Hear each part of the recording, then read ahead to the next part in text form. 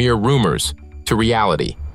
On Saturday, July 6th, the three West African Sahel nations held their first summit and announced a treaty for greater integration and the establishment of a confederation.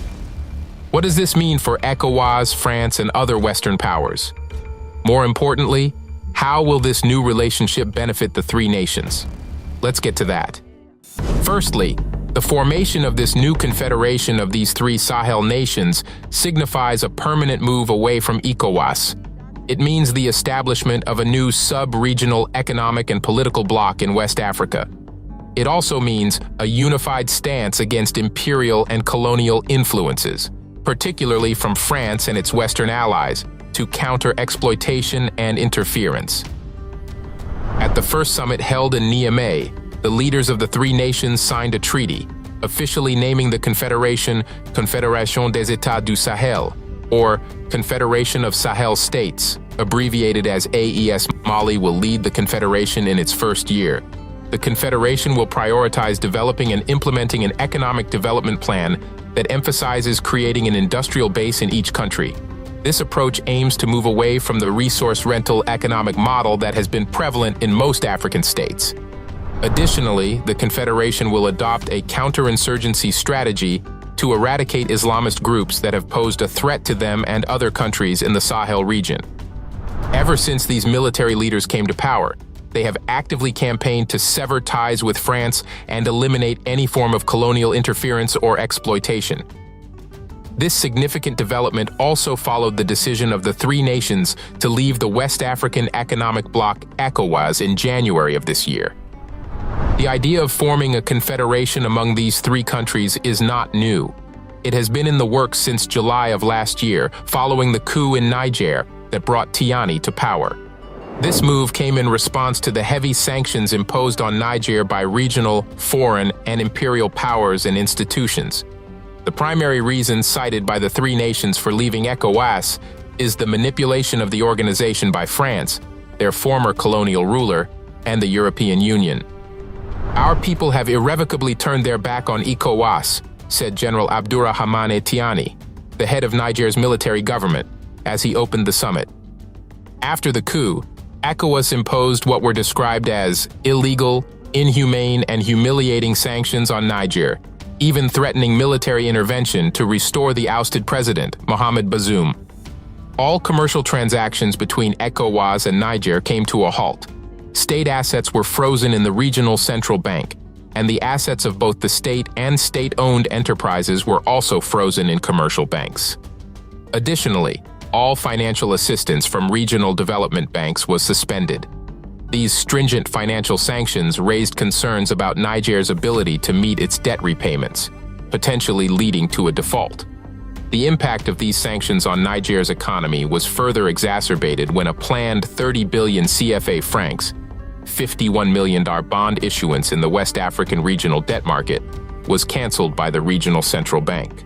This cancellation thwarted Niger's plan to raise 490 billion CFA francs from the regional debt market in 2023. Furthermore, the sanctions led to neighboring Nigeria cutting off the power supply to Niger, a significant blow as Nigeria's electricity accounted for 70% of Niger's power. In addition, Ivory Coast suspended imports and exports of Nigerian goods. The European Union also imposed sanctions on the junta and Niger, with several other Western countries following suit. France suspended development aid and budget support, totaling around 120 million euros. The United States also cut aid to the country.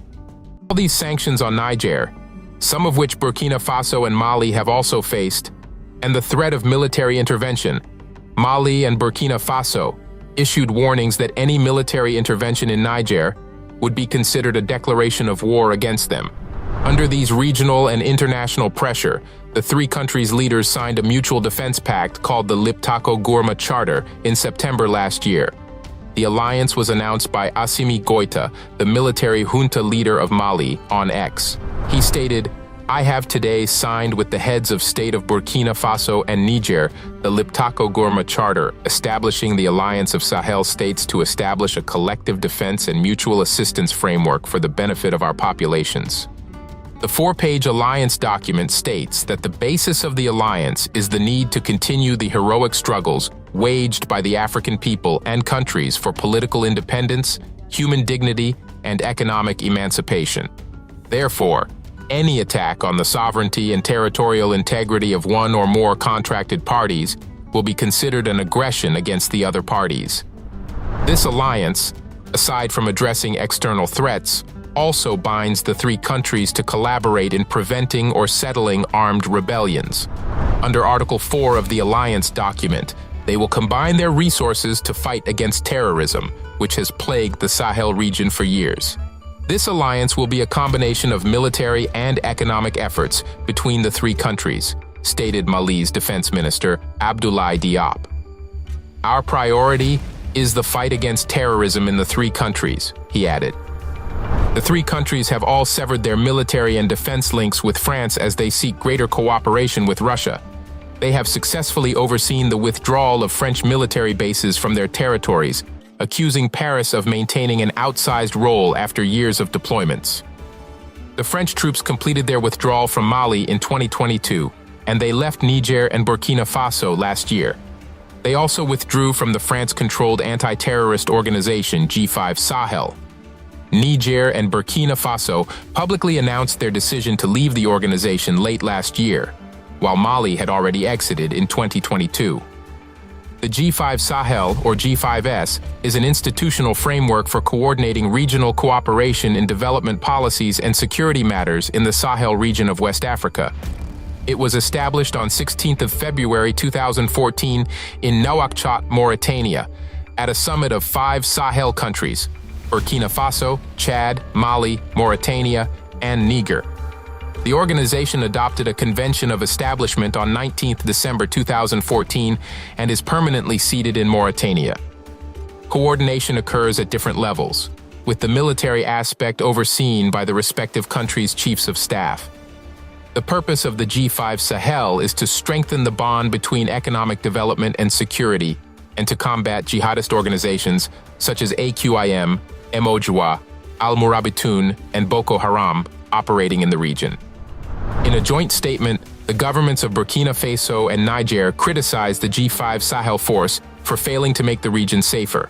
The statement, released on November 29, 2023, declared, "Burkina and Niger have decided, in full sovereignty, to quit all instances of the G5 Sahel, including the joint force."